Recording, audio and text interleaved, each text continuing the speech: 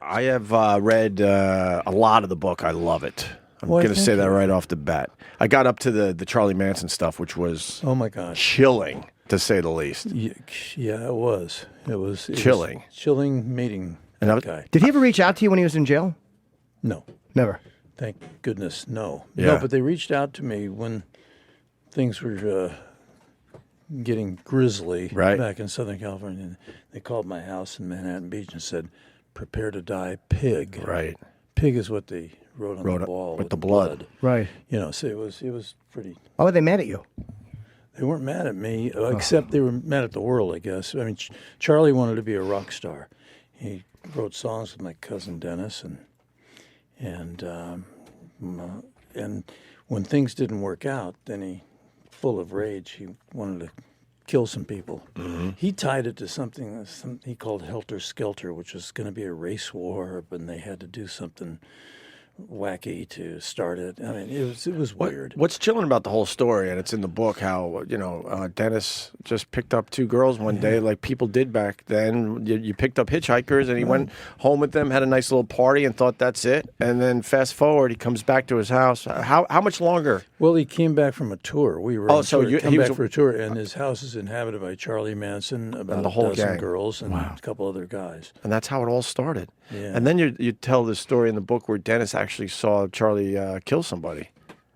Literally what I said, "Dennis, why are you so uptight?" He says, "I was out at the ranch, meaning Spahn Ranch, and saw Charlie take an M16 and blow a black cat, meaning a human being, in half and stuff him down a well out at the Spahn Ranch." But Dennis never spoke a word about that to anybody else.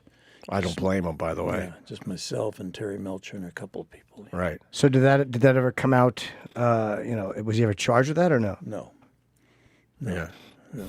Wow. So and then I said this. I told the story earlier, but Terry Melcher was supposed to be in that house, and I didn't know the Doris Day angle. Doris Day was Terry Melcher's mother. Yeah. And she had a mother's intuition, and basically Terry said, "Terry, something's not right with this guy, and you got to get out of that house." Yeah, she did, and she had a beautiful home in Beverly Hills, and so she offered that to Terry, and he left the rental house, which is on Cielo Drive, which is where the thing took place, and now that property, that land, is owned by Jeff Franklin, who's the producer of Full House.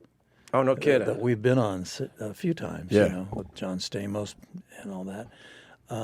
They got rid of the house a long time ago. They raised the old house Yeah. and built a beautiful mansion on Was it. there any? Now, hindsight's 20/20, but when you met him and you're talking to him, was there any indication that like this Manson guy's a weirdo, or was it like only when you look back? We were invited to dinner at Dennis's house. So Bruce Johnson and I left the studio at Brian's house a couple miles away, drove over to dinner in the Pacific Palisades in this rented, log cabin type house, Willow Rogers State Park. And we got there, and Bruce and I were the only people with clothing on at dinner. So I thought that was kind of unusual. Mm-hmm. But you're not gonna complain though. Nobody said pass the yams. Oh man! Well, at any rate, after dinner, they adjourned to a sort of a den, and Charlie turned on a strobe light, and then passed out what was said to be acid, which I have never done that, so I declined. And however, it was kind of a lot of people, around, groping and doing whatever. It was not my kind of thing. I'm a little more shy than that. Yeah. So I left. I went to the bathroom, and I actually, it was really hot and a hot day, and I stepped in the shower. Some girl comes behind me, and then behind her comes Charlie Manson, opening the shower door and saying, "You can't do that." I said, "What's that, Charlie?" "You can't leave the group," with the Charlie Manson stare. Oh. That was pretty gnarly. He said that to you or to her? Me. And then I got out of there.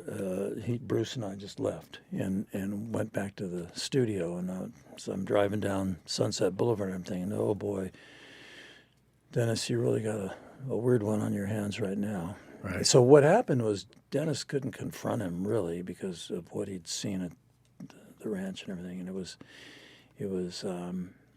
he just abandoned the house. He just left. Yeah. It was a rental house, so he got out of there, and that's Yeah. how it ended, sort of. Yeah, well, Sort of. that Well, was yeah, that chapter, The end anyway. of that chapter, Right. yeah, and the beginning of something far more heinous. It was tragedy, you know. Horrible.